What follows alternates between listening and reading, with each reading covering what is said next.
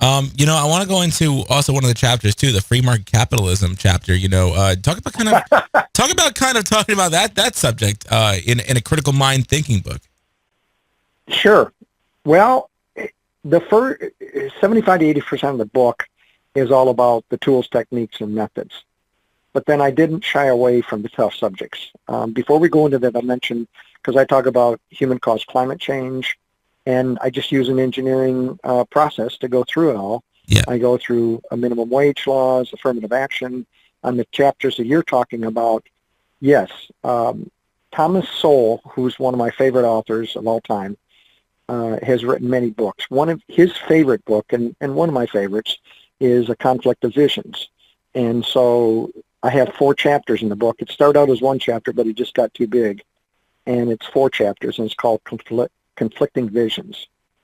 And in Thomas Sowell's book, he talks about it, but in the most simple things, it's always been this from day one and will always probably be this way. Everybody wants their own freedom, but there's some people that want to control other people completely, okay? And so where we are in history is, you have 2 major conflicting visions. One of them is, Thomas Sowell calls them the constrained vision, the unconstrained vision. The constrained vision is kind of like what we have in the United States. We have the rule of law, we have freedom of the press, freedom of speech, property ownership, separation of government in the highest level and to the other levels and everything else. And so you have all these type of checks and balances. And you have the unconstrained vision where people are, they're trying to push for centralized control, which never, ever works and never has worked. No. It can't work. We've lost over 100 million people to socialism in the 20th century. Through Pol Pot, through the killing fields, through Stalin, and through Mao, his tongue, in China and everything else. And Hitler was also a socialist. That was 6 million Jewish people, and as well as other people and so forth. So it's never worked. And one time, and some people have used the thing of Sweden as and some of those states or countries as being Finland, Norway, and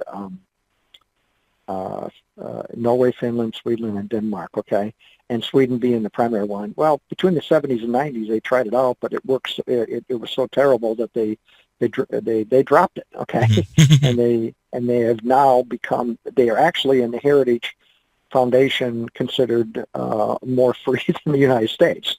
So when people start using that as an example, yes, they were socialist for a while, but they are not now. Now they have a lot of social programs and everything else, and so, but in answer to your question, yeah, it's that to me became. I spent several months working on it to try to get it to the right focus on what was going on with, these conflicting vision and what's going on today. And not trying to offend people, but on the other hand, here's the belief systems, and they're pretty clear. And here are the facts too, because you did a lot of research on this book, and you quote sources too in it. Yes, I do. Yes, I do. I mean, how long you've done your homework? Oh, of course. Well, how long has the research? How long did the research take for you for this one? The book. I'm a goal-oriented person. I always have been, Zach. So what I kind of kept track of what I was doing, and everything from watching videos to writing to, doing other types of research and everything else. And I started in November of a couple of years ago, and then all last year, and then this year, I finished, the book was published on June 1st. Something like 2,800 hours of what I recorded is what I spent. And there'd be other times, and you're always thinking about it and so forth.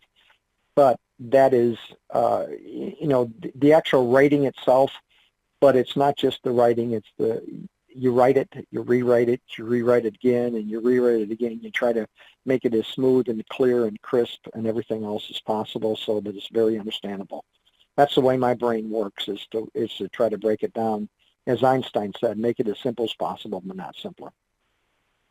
That's awesome. And that just shows how great of a research you've done on this book. I mean, it's a lot of information, but it's a lot of good information, for those who want to, kind of change their life around a little bit, when it comes down to, seeing the world in a different perspective.